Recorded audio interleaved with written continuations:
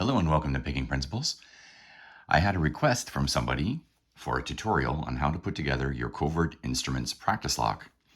So all you're going to need is everything that comes in the box. And when it comes like this. There should be 5 things. The lock itself with nothing in it and the back cam spins. There's this bag that has set screws and springs. There's this bag. It's the one that'll have the most brass pins in it. These are all your key pins. It comes with an Allen key that you'll need.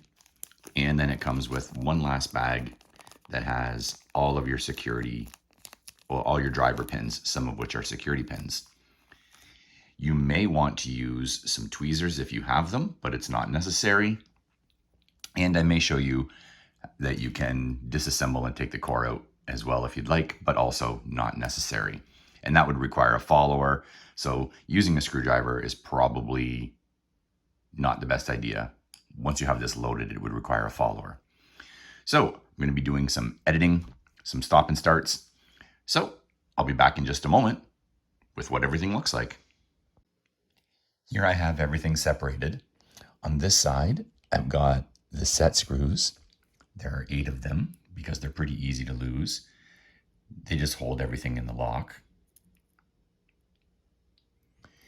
There are also 8 springs, which provide the force to push the driver pins and the key pins together and give the resistance to the key when you're pushing a key in a normal lock. Of course, there's no key in this. And over here, I'm surprised to find out that there are 10 different length key pins. Now remember, the bag with the key pins is the one that had the most in it. So there are 3 of each of 10 different lengths. And you can tell a key pin from a driver pin because a key pin is going to have a little point on the bottom, like a bevel. That's so that when your key is sliding over it, in our case, a pick, it can push up without getting caught.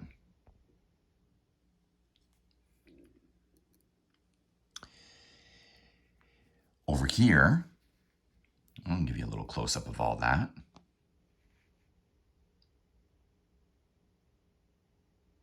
See the 10 different lengths? They're very, very minor differences in the lengths. You can see along the bottom row, I've got them all lined up. And this kind of corresponds to what a key would be cut with the different little cut lengths on your key, which is called bitting. Over here are all of the driver pins. There are 3 different kinds. In the top row are standard driver pins. There's nothing special about them. They're all the same length.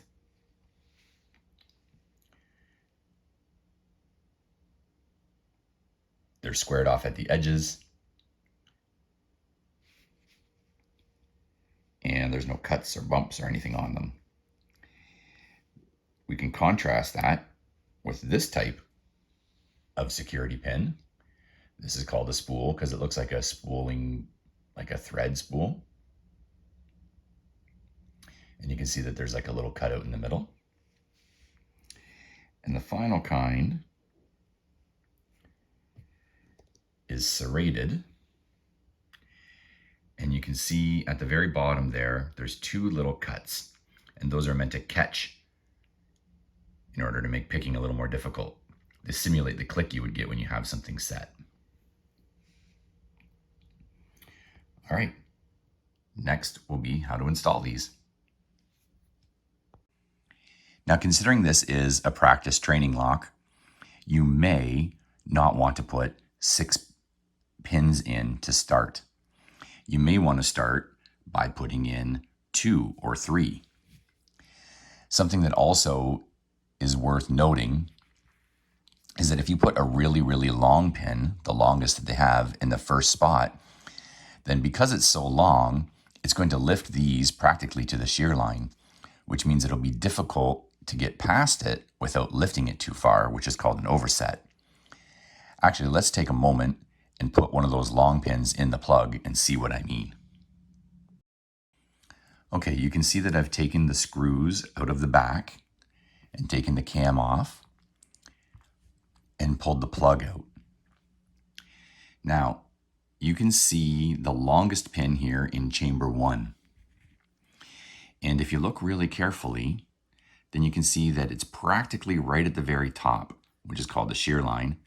And if you were to pick this, then you barely, here I'm going to turn it sideways, you barely need to move it in order to get it to the shear line. In fact, if I just barely move it, it pops out, which is too far. It's called an overset because it'll enter into the Bible and stop you from being able to rotate the core. So when I put my pick in, any small movement there lifts that pin to the point you can see it, which is not a great thing. As soon as you can see it, that means it's overset. Now in the second spot, which you couldn't see, I've inserted the shortest key pin. So I'm attempting to try right now to lift it to the top. And there we go. See how much I've had to angle my pick in order to get that there? And in the process, I'm also bumping into the first key pin, which means I'll overset. So for your first pinning, I don't recommend putting a really long pin in chamber 1. I would recommend something from medium to small go in chamber 1. That way you can get your pick in and you don't have to worry about the shaft of the pick bumping into it and overlifting it when you get into trying to pick some of the pins that are farther back in the plug. Okay, everything's back together. When you do reassemble the back, if you ever do take it off, make sure that you put the cam on the proper way. You can put it on upside down, but then your screws will protrude and it won't sit nearly as flush to the back of the lock. So it's designed to be put on this way for a nice finish. So now the part you've been waiting for, you just load it up. So obviously the keys closest to the bottom, the pins closest to the bottom are your key pins. So we're going to take the fourth shortest pin and we're going to put it in spot 1.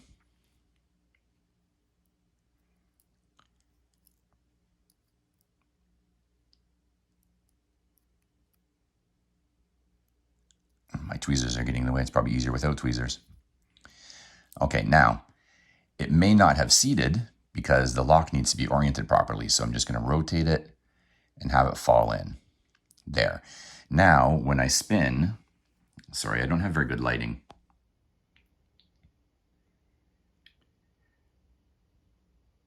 When I spin this, I can see that the key pin spins with it.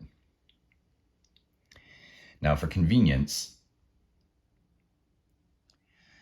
I'm going to load a standard driver pin, followed by a spring, and then get the Allen key and put on the first set screw. Now this should keep it mostly in line and allow my other pins to drop in pretty easily. Now you don't have to screw it down really tight, just snug. And so now you see the cam won't rotate because there's a key pin, a driver pin, which is below the shear line, and a spring making sure it's below the shear line. At this point, you can make sure that everything's functioning properly if you like, and you can try and pick a single pin. Just stick a tensioner in there. Get your pick. Where did mine go? And start gently working on key pin 1. And once you gently move it up so that it reaches the shear line, you'll see that your lock rotates. And so then I can have the cam rotate. There, I'm back in lock position. So you just repeat this procedure for the next, say, 2 slots. Let's pin it with 3.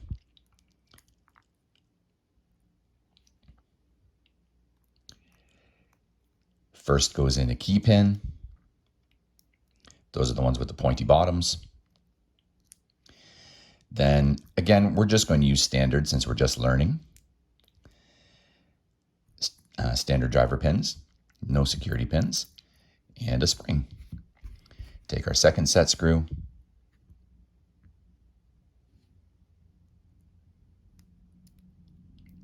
Try not to cross thread.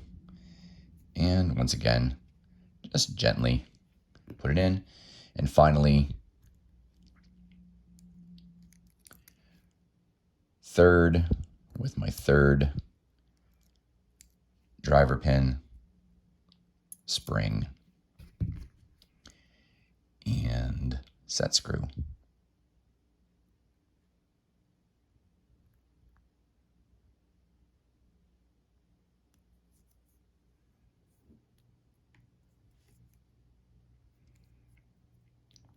Now I don't have to worry about those other 3 right now, but of course I can pin 6 if I want. Be very careful if you're putting things in to make sure that you always have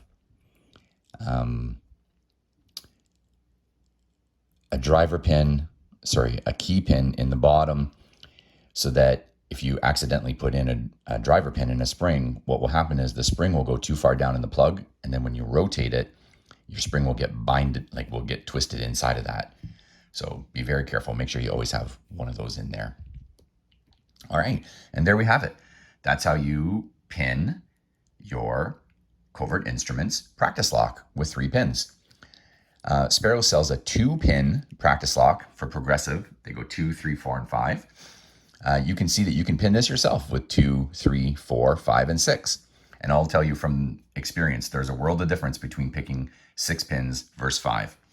So, the moment of truth. All that's left to do is to pick. Make sure that everything's working okay.